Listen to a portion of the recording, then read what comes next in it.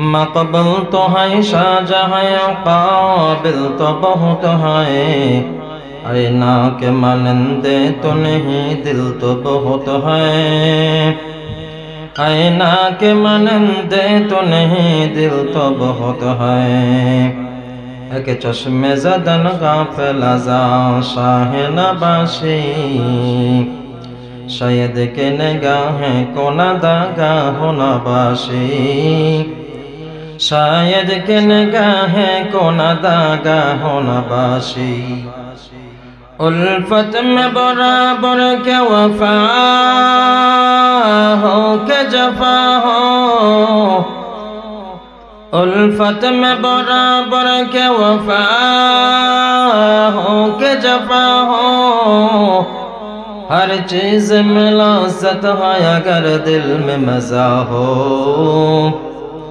हर चीज में लज़्ज़त है अगर दिल में मज़ा हो मन यहदिल्लाहु फला मुदिल्ल लहु व मन युद्लिल्हु फला हादिय लहु रब्बुल आलमीन अल्लाह तबारक व तआला যাকে হেদায়েত নসিব করেন তিনি আল্লাহর কাজ করেন আল্লাহর গোলামি করেন সত্য পথে চলেন হালাল উপার্জন করেন হালাল পথে থাকার চেষ্টা করেন আর যে ব্যক্তি নিজে ইচ্ছা করে গোমরাহির পথ বাছিয়া লয় ওই ব্যক্তির উপর যদি আল্লাহর হুকুমত হয়ে যায় তাহলে এই দুনিয়ায় এমন আর কেহ নাই যে তাকে হেদায়েতের উপর আনতে পারে ঠিক না বেঠি আমি প্রায় সময় বলে থাকি আলোচনার মধ্যে আল্লাহ তাআলার একজন গোলাম ড্রাইভারি করে গাড়ির ড্রাইভার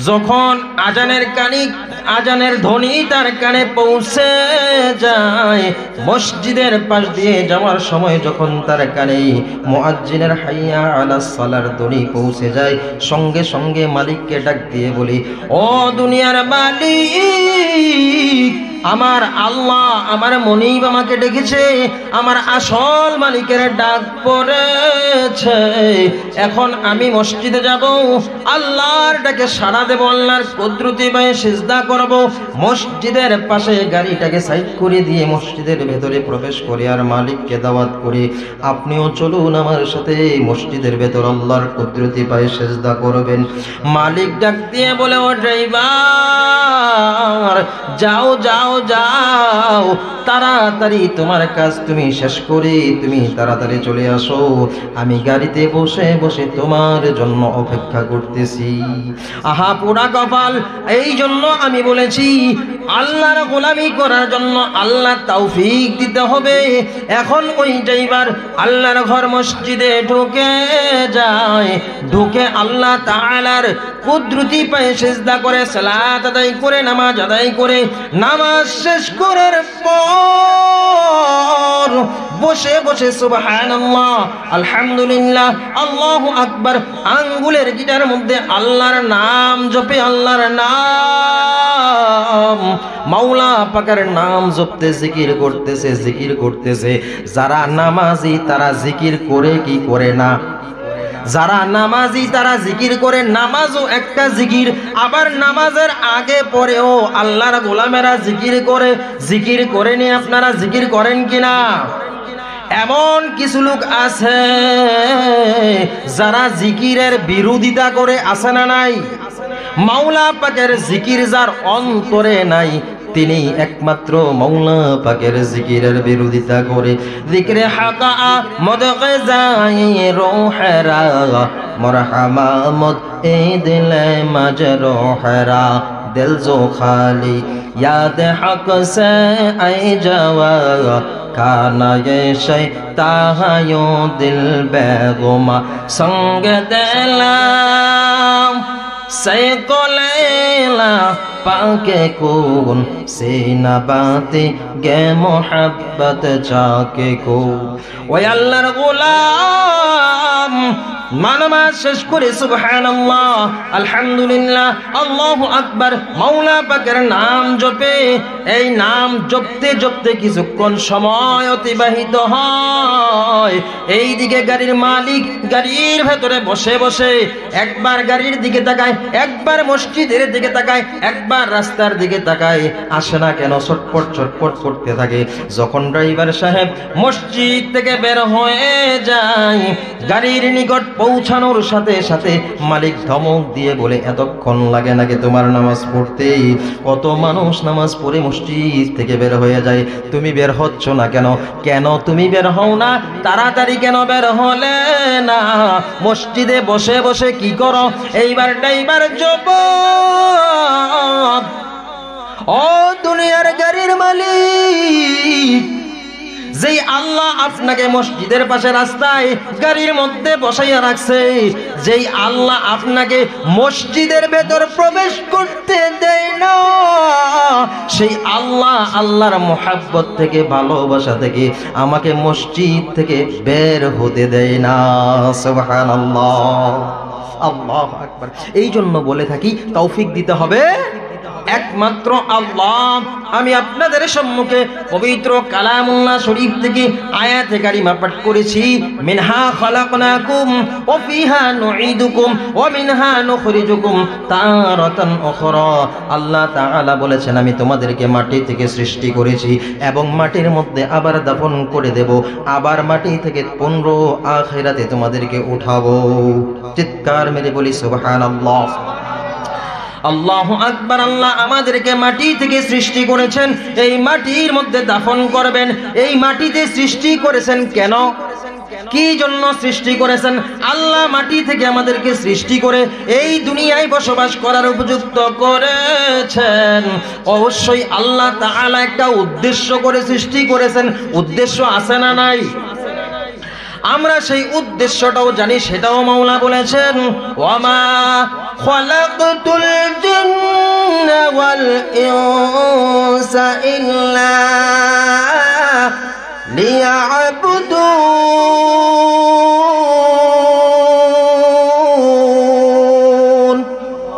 মা খালাকতুল জিন্না ওয়াল ইনসা জুজ ইবাদত নিস্তে মাকসুদ আজজা মুসলমানি বুয়াদ গরদন হাদান আইনানে খুদ বদস্তে খাজদাদান গর্ব সুরত আদমে ইনসাবুদে আহমদবু জহলো হাম কসাবুদে আদমিরাম আদমিয়াত লাজমাস ওদরা ঘর বোনা পাশাদ হে জামাস।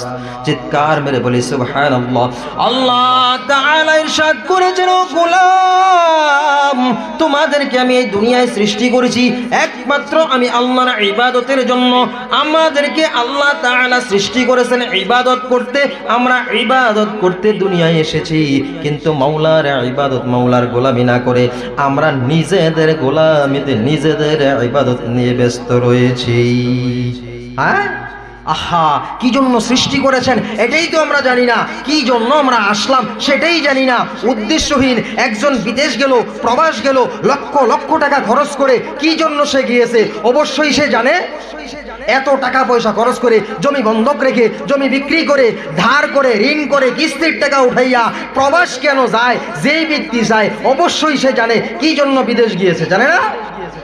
আফসোস মুসলমান, আমরা জানি না কি জন্য এই দুনিয়ায় এসেছি, আমরা জানি না, জানার চেষ্টাও করি না, আমাদের জানা নাই। হাকিকত সে তো দুনিয়া বেখবর হয়, দুনিয়া কি নুমাইশ পর নজর হয়। নমি গোয়াম কে আজ দুনিয়া জুদাবাস, বাহার কার কে বাসে বা খোদা বস। আল্লাহ তাআলা বলেছেন, এই দুনিয়ায় আমি ইবাদতের জন্য সৃষ্টি করেছি, ইবাদত করো। ইবাদত কিভাবে করতে হবে, কোন পন্থায় করতে হবে, আমরা বিভিন্ন উলামায়ে কেরামদের কাছ থেকে জানবো।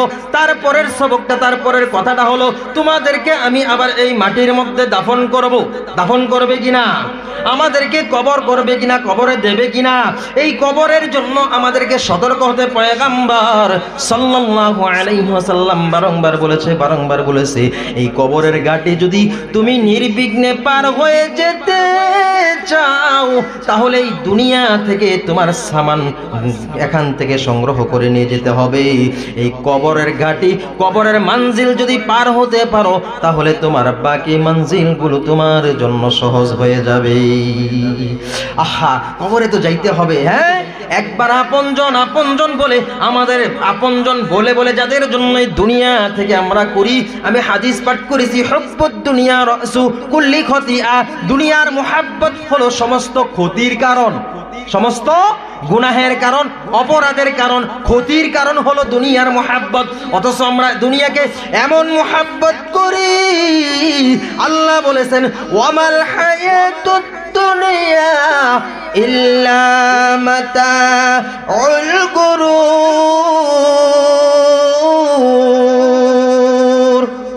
তোমরা যেই দুনিয়ার মুহাব্বতে পড়ে আছো, এই দুনিয়া তোমাদেরকে ধোঁকাবাজি ছাড়া আর কিছুই দেবে না, ধোঁকাবাজি ছাড়া আর কিছু দেবে না। একটা মানুষের আজকে আত্মাটা দেহ থেকে বের হয়ে যাওয়ার সঙ্গে সঙ্গে কেচি দিয়ে কেটে কেটে শরীরের কাপড়গুলো রেখে দেয়। আহা, এত সম্পদ, এত আপনজন, এত দরদি আছে, কিন্তু কবরে যখন রেখে যায় একটা দরদিও কবরের পাশে আধা ঘন্টা 1 ঘন্টা দাঁড়ায় না। আহা, কি দুনিয়া, কি দুনিয়া! আল্লাহ যে বলেছেন তোমাদেরকে দুনিয়া ধোঁকাবাজি ছাড়া আর কিছু দেবে না, এইটার বাস্তব প্রমাণ কবরে আপনাকে যখন দেয়া হবে, কবর থেকে হাজার ডাকেন, একটা মানুষ আধা ঘন্টা এখানে দাঁড়ায় না। আল্লাহ বলেছেন দুনিয়াটা ধোঁকাবাজি, সত্য না মিথ্যা?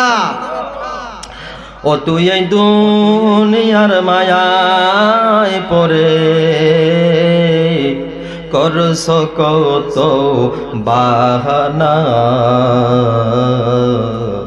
এই যে নয় তোর আসল বাড়ি, কবর যে তোর আসল ঠিকানা। ও তুই এই দুনিয়ার মায়ায় পড়ে করছ কত বাহানা, এ যে নয় তোর আসল বাড়ি, কবর যে তোর আসল ঠিকানা। ভাই বেরাদার যারাই ছিল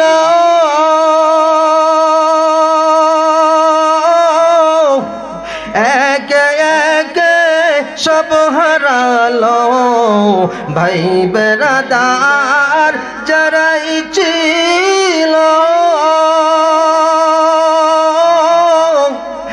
একে একে সব হারালো। তুমি আমি কেউ রব না, তুমি আমি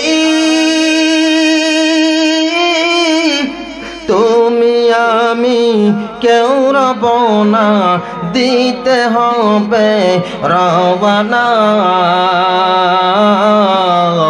এ যে নয় তোর আসল বাড়ি, কবর যে তোর আসল ঠিকানা। এ যে নয় তোর আসল বাড়ি, কবর যে তোর আসল ঠিকানা। কবরেতে তোমায় রেখে আসবে চলে একে একে, কবরেতে তোমায় রেখে আসবে চলে একে একে। যতই তুমি ডাকো তাকে, যতই তুমি যতই তুমি ডাকো তাকে কেউ তো ছাড়া দেবে না। এ যে নয় তোর আসল বাড়ি, কবর যে তোর আসল ঠিকানা। এ যে নয় তোর আসল বাড়ি, কবর যে তোর আসল ঠিকানা। অনেক কথা ছিল।